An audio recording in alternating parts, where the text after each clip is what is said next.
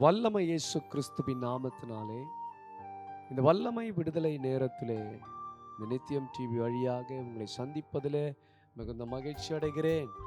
கர்த்தர் உங்களை ஆசீர்வதிப்பாராக. தொடர்ந்து வார்த்தைகளை கேளுங்கள். நிச்சயமாய் ஒரு விடுதலையை கர்த்தர் உங்களுக்கு வைத்திருக்கிறார். இதனால் தியானத்திற்காய் நாம் எடுத்துக்கொள்ளப்பட்ட வேத பகுதி வெளிப்படுத்தல் 3ஆம் அதிகாரம் 8ஆம் வசனம். வெளிப்படுத்தின சுவிசேஷம் 3ஆம் அதிகாரம் 8ஆம் வசனம். உன் கிரியை அறிந்திருக்கிறேன், உனக்கு கொஞ்சம் பலன் இருந்தும் நீ என் நாமத்தை மறுதலியாமல் என் வசனத்தை கை கொண்டபடினாலே இதோ திறந்த வாசலை உனக்கு முன்பாக வைக்கிறேன், அதை ஒருவனும் பூட்ட மாட்டான். இன்றைக்கு ஆண்டவர் சொல்லுகிற ஒரு வார்த்தை, இதோ திறந்த வாசலை உனக்கு முன்பாக வைக்கிறேன், அதை ஒருவனும் பூட்ட மாட்டான். அல்லேலூயா. ஆண்டவர் நமக்கு முன்பாக எப்படிப்பட்ட வாசலை வைத்திருக்கிறார்? திறந்த வாசலை. சொல்லுகிறவர் எப்படிப்பட்டவர்? அவர் சொல்லுகிறார், பிலதெல்பியா சபைக்கு தூதனுக்கு சொல்ல வேண்டியவர் என்னவென்றால் 7ஆம் வசனம் சொல்லுகிறது, பரிசுத்தமுள்ளவரும் சத்தியமுள்ளவரும் தாவீதின் திறவுகோலை உடையவருமான், ஒருவரும் பூட்டக்கூடாதபடிக்கு திறக்குகிறவரும் ஒருவரும் திறக்கக்கூடாதபடி பூட்டுகிறவருமாயிருக்கிற கர்த்தர் சொல்லுகிறதாவது, ஒருவரும் திறக்கக்கூடாதபடி பூட்டுகிறவர், ஒருவரும் பூட்டக்கூடாதபடி திறக்கிறவர். அப்படிப்பட்ட தேவன் சொல்லுகிறார், இதோ திறந்த வாசலை உனக்கு முன்பாக வைத்திருக்கிறேன். ஒருவேளை உங்க வாசல்கள் அடைக்கப்பட்டிருக்கலாம், ஆசீர்வாதம் வராத அடைக்கப்பட்டிருக்கலாம், விடுதலை வராமல் அடைக்கப்பட்டிருக்கலாம், சுகம் வராமல் அடைக்கப்பட்டிருக்கலாம், நீங்கள் பெற்றுக்கொள்ள வேண்டிய காரியங்கள் அடைக்கப்பட்டிருக்கலாம். இன்னைக்கு ஆண்டவர் உங்களை பார்த்து சொல்லுகிறார், திறந்த வாசல் உங்களுக்கு முன்பாக வைக்கிறேன். அல்லேலூயா. எத்தனை ஒரு மகிழ்ச்சியான ஒரு செய்தி. ஆண்டவர் நமக்கு முன்பாக வாசல் பூட்டப்படவில்லை, எப்பொழுதும் திறந்த வாசலாய் வைத்திருக்கிறார். ஆசீர்வாதம் திறந்ததாய் வைத்திருக்கிறார், விடுதலை திறந்ததாய் வைத்திருக்கிறார், சுகம் திறந்ததாய் வைத்திருக்கிறார். திறந்த வாசலை உங்களுக்கு வைத்திருக்கிறேன். அடைக்கப்பட்ட வாசல். ஆமென். யோசுவா 6ஆம் அதிகாரம் 1ஆம் வசனத்தை வாசிச்சு பாருங்க. எரிகோ இஸ்ரவேல் புத்திரருக்கு முன்பாக அடைக்கப்பட்டிருந்தது. இஸ்ரவேல் புத்திரருக்கு முன்பாக எரிகோ அதன் வாசல்கள் அடைக்கப்பட்டிருந்தது. ஒருவரும் வெளியே போக முடியவில்லை, வெளியிலிருந்து ஒருவரும் உள்ளிருந்து வெளியே வரவும் இல்லை. அடைக்கப்பட்ட வாசல். இன்னைக்கு எதெல்லாம் உங்கள் வாழ்க்கையில் அடைக்கப்பட்டிருக்கிறது? அடைக்கப்பட்ட சூழ்நிலையில் இருக்கிறீங்களா? ஆசீர்வாதம் இல்லாதபடி அடைக்கப்பட்டிருக்கிறதா? சுகம் இல்லாதபடி அடைக்கப்பட்டிருக்கிறதா? வேதனையோடு கூட இந்த மெசேஜை கேட்டுக்கொண்டிருக்கிறீர்களா? அடைக்கப்பட்ட வாசல். பாலும் தேனும் ஓடுகிற கானான் தேசத்தை சுதந்தரிக்கும்படியாக ஆண்டவர் இவர்களை வழிநடத்தி கொண்டு வந்தார். மோசேயும் ஆரோனும் மரித்து போனார்கள். ஆனால் இவர்களுக்கு முன்பாக இப்போது எரிகோ பட்டணம் இருக்கிறது. எரிகோ பட்டணம் அடைக்கப்பட்டிருக்கிறது. வாக்குத்தத்தங்களை கொடுத்து அழைத்த தேவன், வாக்குத்தத்தங்களை கொடுத்து அழைத்த தேவன். இன்னைக்கு அடைக்கப்பட்டிருக்கிற வாசல் அடைக்கப்பட்டிருக்கிறது. யோசிச்சு பாருங்க, எப்படி அந்த கானான் தேசத்தை சுதந்தரித்துக் கொள்ள முடியும்? அந்த கானான் தேசத்தை சுதந்தரிப்பதற்காக இவ்வளவு ஜனங்கள் புறப்பட்டு வந்திருக்கிறார்கள். அற்புதங்களை பெரும்படியாக நாமும் வந்திருக்கிறோம். ஒருவேளை நம்ம வாசல் அடைக்கப்பட்டிருக்கிறதா? நாமும் பரலோகத்திற்காக அழைக்கப்பட்டிருக்கிறோம், ரட்சிக்கப்பட்டிருக்கிறோம், ஆண்டவருக்காய் ஓடிக்கொண்டிருக்கிறோம். ஆனால் வாசல் அடைக்கப்பட்டிருக்கிறது. ஊழியத்தின் வாசல் அடைக்கப்பட்டிருக்கிறது. நாங்கள் எதிர்பார்க்கிற காரியங்கள் அடைக்கப்பட்டிருக்கிறது. இனி நாங்கள் எப்படி வாழுவோம் என்று சொல்லி காத்து கொண்டிருக்கிறீர்களா? அடைக்கப்பட்ட வாசல். ஆனா ஆண்டவர் அவர்களை எப்படியாய் வெற்றி சிறக்க பண்ணுகிறார். அங்க சொல்றாரு, நீங்கள் பட்டணத்தை சுற்றி ஒரு தரம் இப்படி சுற்றி வர வேண்டும், 6 நாள் சுற்றி வர வேண்டுமா? பட்டணத்தை ஒரு நாள் முழுவதும் ஒவ்வொரு முறையாய் சுற்றி வர வேண்டும். இப்படி 6 முறை 6 நாள் சுற்றி வர வேண்டும். 7 ஆசாரியர்கள் பெட்டிகளுக்கு முன்பாக 7 எக்காலங்களை பிடித்து கொண்டு வர வேண்டும். 7ஆம் நாளிலே 7 முறை சுற்றி வர வேண்டும். அப்பொழுது எக்காலங்களை ஊத வேண்டும், ஜனங்கள் எங்கும் மகாரவாரம் பண்ண வேண்டும்.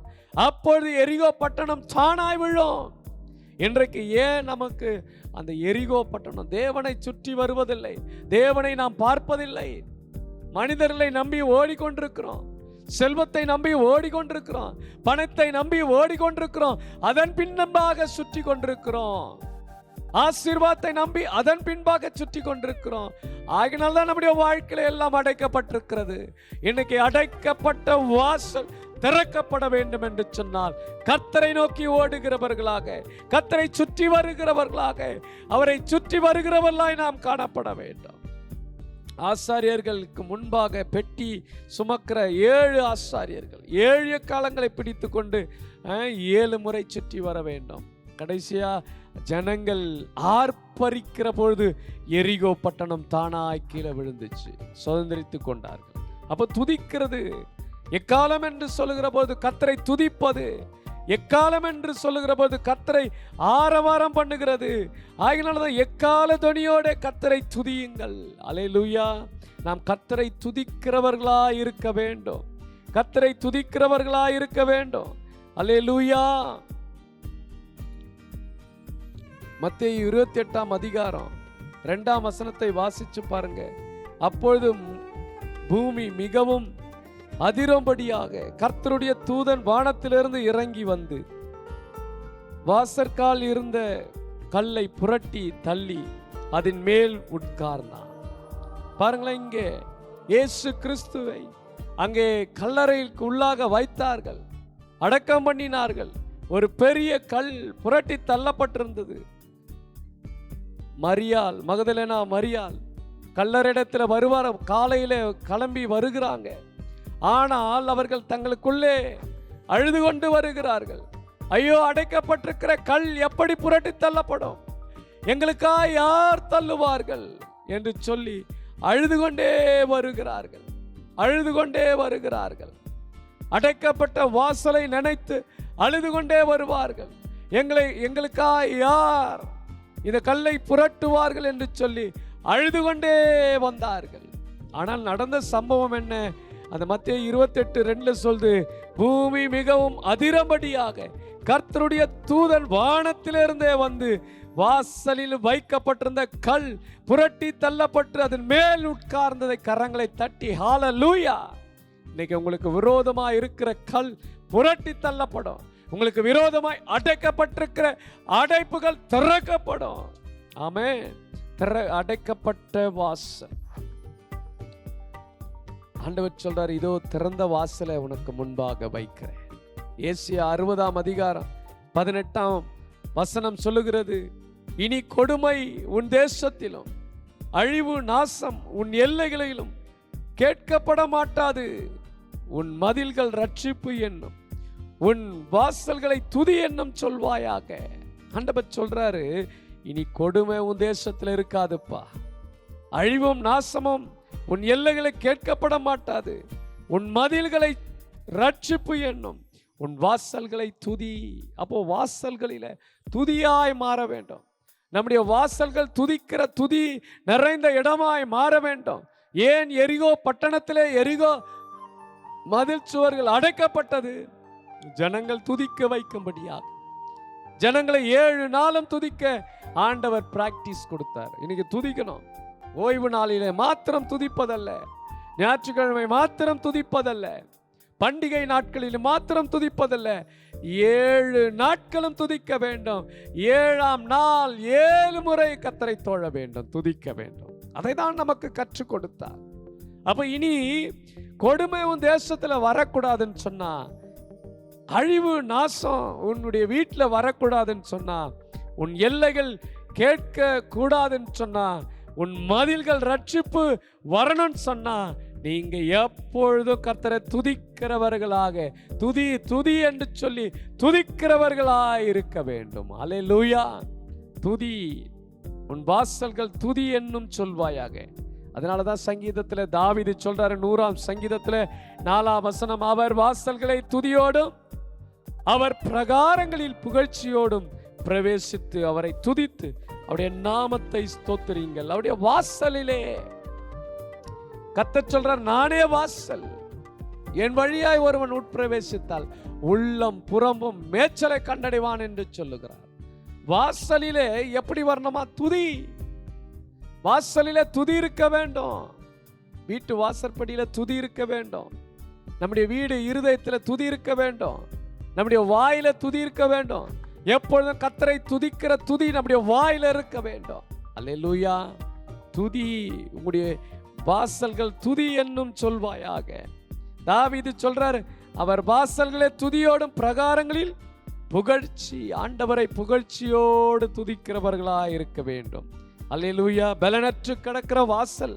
ஒரு காலத்திலே எருசலேமிலே துதியை சத்தம் வந்து கொண்டிருந்தது. கர்த்தரை துதிக்கிற துதி உயர்த்தி கொண்டிருந்த எல்லாம் துதித்து கொண்டிருந்தாங்க. டீமா துதித்து கொண்டிருந்தாங்க. தாவீது அவர்களுக்கு ஒவ்வொரு குழுக்களாய் நியமித்து துதித்து கொண்டிருந்தார். ஆனால் இப்பொழுதோ எரேமியா 14:2 சொல்லுது, யூதாவே துக்கித்திருக்கிறது, அதன் வாசல்கள் பலனற்று கிடக்கிறது, ஆலயம் இடிக்கப்பட்டிருக்கிறது, தரைமட்டமாய் குனிந்து கரிகரித்து திரிகிறார்கள், எருசலேமிலே கூக்குரல் எழும்பியிருக்கிறது. இன்னைக்கு தேசத்துல பாருங்க, தேவனை ஆராதிக்க முடியாம, எருசலேமிலே கர்த்தரை துதிக்க முடியாம தேசத்திலே என்னவா கரிகரித்து திரிகிறார்கள். தரை மட்டும் குனிந்து போய் கிடக்கிறது. எருசலேமிலே கூக்குரல் எழும்பி இருக்கிறது. இன்னைக்கு தேசத்துக்கு தேசம் சண்டை, பஞ்சங்கள், கொள்ளை நோய்கள் இப்படியாய் வந்து கொண்டிருக்கிறது. இன்னைக்கு நம்முடைய வாசல்கள் அடைக்கப்பட்டிருக்கிற வாசலா இருக்கிறது, பலனற்று போன வாசலா இருக்கிறது. துதிப்பதற்கு நேரமில்லை, உபவாசிப்பதற்கு நேரமில்லை, கர்த்தருடைய பாதத்திலே அழுவதற்கு நேரமில்லை. அப்படிதான் சொல்லிட்டு இருக்கிறோம், துக்கித்து கொண்டிருக்கிறோம். நம்முடைய துதி எப்படி? நம்முடைய வாசல் பலனற்று கிடக்கிறதா, அல்லது அடைக்கப்பட்ட வாசலா இருக்கிறதா, அல்லது துதியின் வாசலா இருக்கிறதா? இன்னைக்கு நம்ம யோசிக்க வேண்டும். நாம் கர்த்தரை நாம் இன்னைக்கு மனம் திரும்ப வேண்டும். யோபு சொல்றார் 38:17 சொல்லுகிறார், மரண வாசல்கள் உனக்கு திறந்ததுண்டோ, மரண இருள் வாசற்படியிலே பார்த்ததுண்டோ? மரண வாசல். அவருடைய பிள்ளைகள் மரித்து போனார்கள், எல்லா பிள்ளைகளும் மரித்து போனார்கள். அவருடைய யோபுடைய வீட்டிலே மரண வாசல்கள், மரண ஓலங்கள். ஐயோ, ஏன் என் பிள்ளைகள் மரித்து போனார்கள்? சரீரத்தில் பலவீனங்கள், சரீரத்திலே போராட்டம். யோபு சரீரம் முழுவதும் பருக்களால் நிறைந்தவனாயிருந்தான். ஒரு ஓட்டை எடுத்து சுரண்டி கொண்டிருந்தான். ஐயோ, என்னுடைய துக்கம் கொடிய துக்கமாயிருக்கிறது. அவருடைய நண்பர்கள் வந்தார்கள், யோபுடைய துக்கம் கொடிய துக்கம் என்று சொல்லி தூரத்திலே முழங்கால் படியிட்டார்கள். 7 நாள் இரவும் பகலும் அவனோடு கூட முழங்காலில் நின்றார்கள். கொடிய துக்கம், மரண வாசல்கள், மரண ஓலங்கள். ஐயோ, சரீரத்திலே சுகமில்லை, என் எலும்புகளிலே சௌக்கியம் இல்லை என்று சொல்லுகிறார் யோபு. அழுது கொண்டே இருக்கிறார். மரண வாசல்கள். இன்னைக்கு தேவன் நம்முடைய வாழ்க்கையில ஆசீர்வாதத்தை கொடுப்பார் என்று சொன்னார். ஒருவேளை இதை கேட்டுக்கொண்டிருக்கிற அருமையான தேவனுடைய பிள்ளைகளே, மரண வாசலிலே அழுது கொண்டிருக்கிறாயா? மரண விளிம்பிலே நின்று கொண்டிருக்கிறாயா? உன் வாசல் எப்படிப்பட்ட வாசலா இருக்கிறது? அடைக்கப்பட்ட வாசலா இருக்கிறதா? திறந்த வாசலா இருக்கிறதா? பாடுகள் நிறைந்த வாசலா இருக்கிறதா? ஐயோ, பலனற்று போயிருக்கிறேனே என்று சொல்லி அப்படிப்பட்ட வாசலா இருக்கிறதா? யோபை போல மரண வாசலிலே அழுது கொண்டிருக்கிறாயா? மரண இருள் வாசற்படியிலே நீ பார்த்ததுண்டோ? மரண இருள் அவனை சூழ்ந்து கொண்டது. அழுது கொண்டிருக்கிறான். யோபுவை பாருங்கள், கர்த்தர் கண்ணோக்கி பார்த்தார், அவருடைய முகத்தை பார்த்தார். என் மகனே, நான் உனக்கு முன்பாக திறந்த வாசலை வைத்திருக்கிறேன் என்று சொல்லி யோபை 2 மடங்கு ஆசீர்வதித்தார். ஹல்லேலூயா. இன்றைக்கு எப்படிப்பட்ட வாசலிலே நின்று அழுது கொண்டிருக்கிறாய்? நீ இயேசுவின் வாசலண்டையிலே வா, அவரை நோக்கி பார். யோவான் 10:9 இவ்விதமாக சொல்லுகிறது, நானே வாசல், என் வழியாய் ஒருவன் பிரவேசித்தால் அவன் உள்ளும் புறம்பும் மேய்ச்சலை கண்டடைவான். அவன் அந்த வாசல் வழியாய் பிரவேசிப்பான் என்று சொன்னால் ரட்சிக்கப்படுவான். இன்னைக்கு உங்களுடைய எந்த பாவத்திலே மாட்டிக்கொண்டிருக்கிறீர்கள், எந்த வறுமையில இருக்கிறீர்கள், எந்த வியாதியில இருக்கிறீர்கள், கர்த்தர் நிச்சயமாகவே அந்த வாசலை திறப்பார். மத்தேயு 24:33 சொல்லுது, அப்படியே இவைகள் எல்லாம் நீங்கள் காணும் பொழுது, இவைகள் எல்லாம் சமீபமாய் வருகிற பொழுது வாசல் அருகே இயேசு கிறிஸ்து வந்திருக்கிறார் என்பதை அறியுங்கள். தேசத்திற்கு தேசம், இனத்திற்கு இனம், சண்டை, கொள்ளை நோய்கள், பூமி அதிர்ச்சிகள் வரும்போது கர்த்தர் வாசல் அருகே வந்திருக்கிறார் என்பதை மறந்து போகாதிருங்கள். அல்லேலூயா. வெளிப்படுத்தல் 3:8 இவ்விதமா சொல்றது, உன் கிரியைகளை அறிந்திருக்கிறேன். இன்னைக்கு எப்படிப்பட்ட கிரியைகளை செய்து கொண்டிருக்கிறோம் யோசித்து பாருங்கள். எப்படிப்பட்ட கிரியையில நாம் நடந்து கொண்டிருக்கிறோம்? நம்முடைய கையின் கிரியைகள் ஆசீர்வாதமாய் இருக்கிறதா, மற்றவர்களை அழிவிற்குள்ளாய் கொண்டு போகிறதா? நம்முடைய கிரியைகளை கர்த்தர் அறிந்திருக்கிறார். இங்கே ஆண்டவர் சொல்லுகிற வார்த்தை, பிலதெல்பியா சபையை பார்த்து சொல்லுகிற வார்த்தை, உன் கிரியைகளை நான் அறிந்திருக்கிறேன். உனக்கு கொஞ்சம் பலன் இருந்து ஆண்டவருக்காய் ஊழியம் செய்தாய் அல்லவா, கொஞ்சம் பலன் இருந்து எனக்காய் காத்திருந்தாய் அல்லவா, எனக்காய் நீ கொடுத்தாய் அல்லவா, எனக்காய் நேரத்தை செலவிட்டாய் அல்லவா, கொஞ்சம் பலன் இருந்து எனக்காய் நீ நின்றாய் அல்லவா, வைராக்கியத்தோடு நின்றாய் அல்லவா. அப்படி ஆண்டவர் சொல்லுவார். கொஞ்சம் பலன் இருந்தோம், என் நாமத்தை நீ மறுதலிக்காமல் போனபடினாலே, என் நாமத்தை நீ ஒரு நாளும் மறுதலிக்கவில்லை. இயேசுவின் நாமத்தை, வசனத்தை கை கொண்டபடினாலே உனக்கு முன்பாக திறந்த வாசலை வைக்கிறேன். ஹல்லேலூயா. முன்பாக திறந்த வாசலை வைக்கிறேன். யாருன்னா பூட்டணும்னு நினைச்சா பூட்ட முடியாது, மந்திரத்தினால பூட்டணும்னு நினைச்சா பூட்ட முடியாது. ஆனா நீங்க செய்ய வேண்டியது, உன் கிரியைகள் தேவனுக்கு ஏற்ற கிரியைகளாய் மாற வேண்டும். உங்களுக்கு தேவனுடைய பலன் உங்களை தாங்க வேண்டும். அவருடைய நாமத்தை மறுதலிக்காதவர்களாய் இருக்க வேண்டும். வசனத்தை கை கொள்ளுகிறவர்களாய் இருக்க வேண்டும். அப்பொழுதுதான் உங்களுக்கு முன்பாக கர்த்தர் திறந்த வாசலை வைப்பார். ஒருவனும் அந்த வாசலை பூட்ட முடியாது. ஜெபிக்கலாமா? உங்கள் கிரியைகள் எப்படி இருக்கிறது? இந்த ராத்திரி வேளையில யோசித்து பாருங்கள். இந்த ராத்திரி வேளையில யோசியுங்கள், உங்களுடைய கிரியைகள் எப்படியா இருக்கிறது? நீங்கள் ஆண்டவரை மறுதலிக்கிறீர்களா? உங்களுக்கு பலன் எவ்வளவு இருக்கிறது? வசனத்தை கை கொள்ளுகிறீர்களா? வசனத்தை கை கொள்ளும் பொழுதுதான் உங்களுக்கு முன்பாக திறந்த வாசல் வைக்கப்படும். இல்லை என்று சொன்னால் அடைக்கப்பட்டிருக்கும். அடைக்கப்பட்ட வாசல்கள் இன்றைக்கு திறக்கப்பட வேண்டும் என்று சொன்னால் ஆண்டவருடைய வசனத்தை கை கொள்ளுகிறவர்களாக, ஆண்டவரை மறுதலிக்காமல் இருக்கிறவர்களாக இருக்க வேண்டும். உங்களுக்குள்ள இருக்கிற பலன் போதும். அப்போஸ்தலனாகிய பவுலை பார்த்து ஆண்டவர் சொன்னார், என் கிருபை உனக்கு போதும், என் பலவீனத்திலே உன் பலன் பூரணமாய் விளங்கும் என்று சொன்னார். பூரணமாய் விளங்கும் என்று சொன்னார். இன்றைக்கு அந்த ஆண்டவரை நோக்கி பார்ப்போமா? ஆண்டவரே, என்னுடைய வாழ்க்கையிலே வாசலை திறவுங்கள் ஆண்டவரே என்று சொல்லி கேட்கிற பொழுது நிச்சயமாய் கர்த்தர் உங்களுக்கு விடுவிப்பார். கண்களை மூடி ஜெபிப்போம். அன்பின் பரலோகத்தின் நல்ல பிதாவே, ஆசீர்வதிக்கப்பட்டதான அந்த வேலைக்காக ஸ்தோத்திரம். இயேசுவின் நாமத்தினால் நம்முடைய வல்லமை இறங்கட்டும். உம்முடைய அக்கினி இறங்கும்படியா ஜெபிக்கிறேன். தடைகளை உடைப்பீராக. இப்பொழுது நம்முடைய பிள்ளைகளை தொடுவீராக. இயேசுவின் நாமத்தினால ஒரு வல்லமை இறங்கும்படியா ஜெபிக்கிறேன். இயேசுவின் நாமத்தில் ஒரு அக்கினி இறங்கும்படியா ஜெபிக்கிறேன். கட்டுகள் உடைக்கப்படுவதாக, எல்லா வேதனைகள் மாறுவதாக, எல்லா இருளின் அதிகாரங்கள் அழிக்கப்படுவதாக. இப்பொழுதே ஒரு அக்கினி, இப்பொழுதே ஒரு சுகமாக்குற வல்லமை, இப்பொழுதே அடைக்கப்பட்ட வாசல்கள் இப்பொழுது திறக்கப்படுவதாக, அடைக்கப்பட்ட மதில்கள் உடைக்கப்படுவதாக, மரண வாசல்கள் விலகி போவதாக, துதியின் வாசலாய் மாறட்டும். பிள்ளைகளை ஆசீர்வதிங்க. சுகமாக்குற வல்லமை ஒவ்வொருவரையும் தொடட்டும். கிட்னி பிராபலங்கள் மாறட்டும். இப்போது இருதயத்தில் இருக்கிற வாழ்வுகள், அடைத்த வாழ்வுகள் நார்மலாகட்டும்.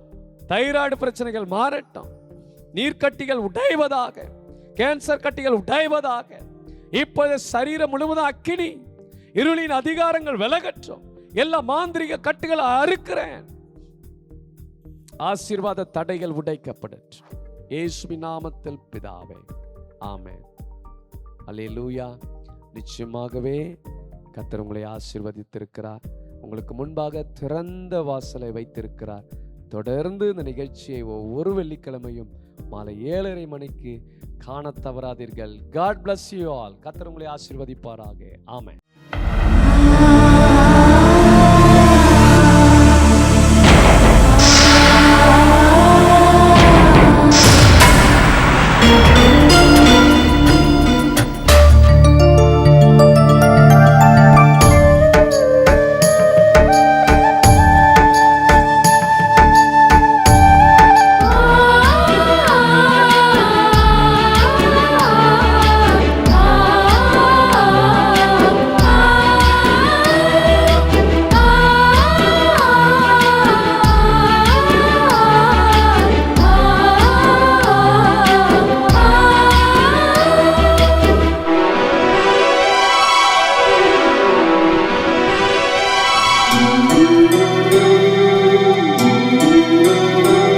நீங்க உதவி செய்யலன்னா நாங்க வாழ முடியாது. உதவி செஞ்சிடுங்க, எங்களை வாழ வச்சிடுங்க. நீங்க உதவி செய்யலன்னா நாங்க வாழ முடியாது. உதவி செஞ்சிடுங்க, எங்களை வாழ வச்சிடுங்க. உங்களை நம்பியிருக்கேன், நான் உங்களை நம்பியிருக்கேன். உங்களை நம்பியிருக்கோம், நாங்க உங்களை நம்பியிருக்கோம். உம்மையன்றி யாரு ஏசப்பா எனக்கு, உம்மையன்றி யாரு ஏசப்பா. உம்மையன்றி யாரு ஏசப்பா எங்களுக்கு, உம்மையன்றி யாரு ஏசப்பா. நீங்க உதவி செய்யலனா நாங்க வாழ முடியாது. உதவி செஞ்சிடுங்க, எங்களை வாழ வச்சிடுங்க. நீங்க உதவி செய்யலனா நாங்க வாழ முடியாது. உதவி செஞ்சிடுங்க, எங்களை வாழ வச்சிடுங்க.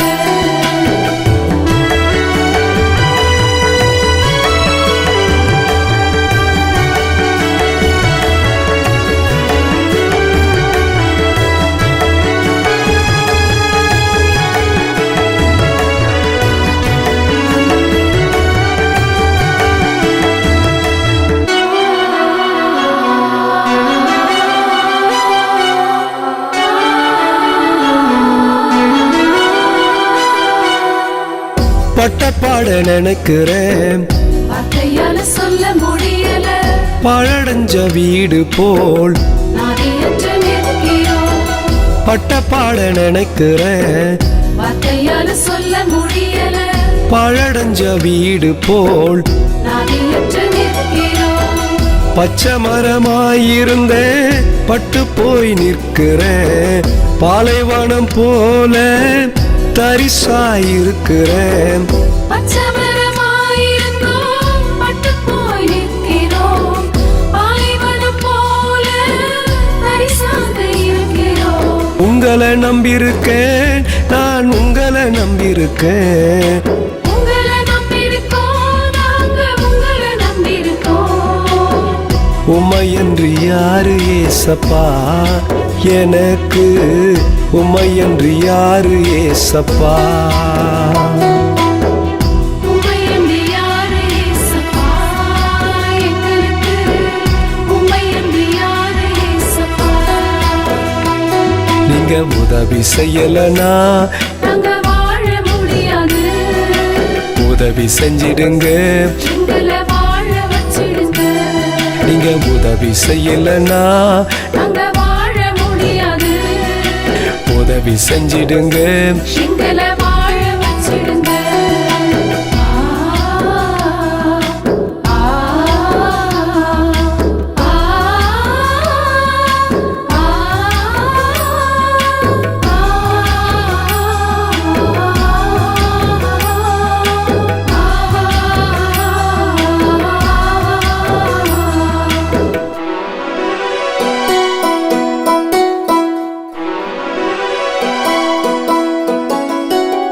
கடந்து வந்த பாதையே திரும்பி பார்க்கிறோம். நினைச்சு பார்க்க முடியல.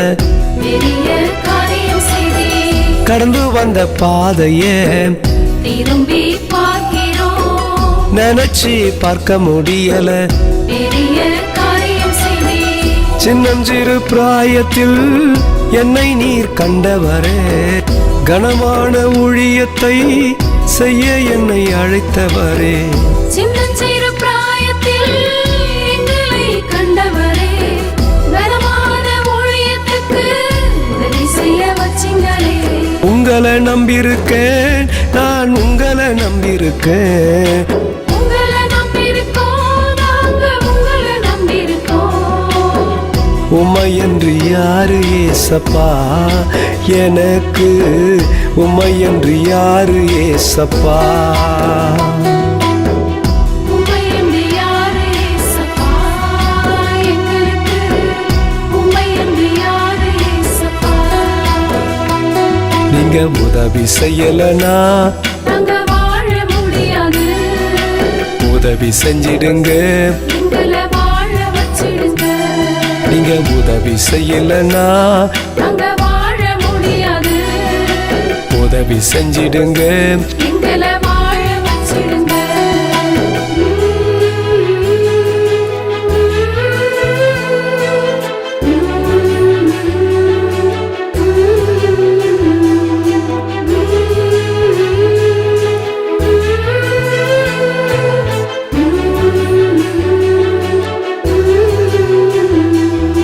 பத சரி கரிசா, பத சரி கரிசா, பத சரி கபத, பத சரி கபத. கர்த்தரை நான் தேடினேன், எங்களுக்கு செவி கொடுத்தா, எல்லா பயத்துக்கும். எங்களை பாதுகாத்தா. கர்த்தரை நான் தேடினேன், எங்களுக்கு செவி கொடுத்தா, எல்லா பயத்துக்கும். எங்களை பாதுகாத்தா. சிங்கக்குட்டி தாழ்ச்சடைந்து பட்டினியாயிருக்கும். கர்த்தரை தேடினேன், ஒரு நன்மை குறைவில்லை. சிங்கக்குட்டி தாழ்ச்சடைந்து பட்டினியாயிருக்கும். கர்த்தரை தேடினோம், ஒரு நன்மை குறையவில்லை. உங்களை நம்பியிருக்கேன், நான் உங்களை நம்பியிருக்கேன். உங்களை நம்பியிருக்கோம், நாங்க உங்களை நம்பியிருக்கோம். உம்மையன்று யாரு ஏசப்பா எனக்கு, உம்மையன்று யாரு ஏசப்பா. உம்மை என்று யாரு ஏசப்பா எங்களுக்கு, உம்மை என்று யாரு ஏசப்பா. நீங்க உதவி செய்யலனா நாங்க வாழ முடியாது, உதவி செஞ்சிடுங்க. எங்களை வாழ வச்சிடுங்க. நீங்க உதவி செய்யலனா நாங்க வாழ முடியாது, உதவி செஞ்சிடுங்க. எங்களை வாழ வச்சிடுங்க.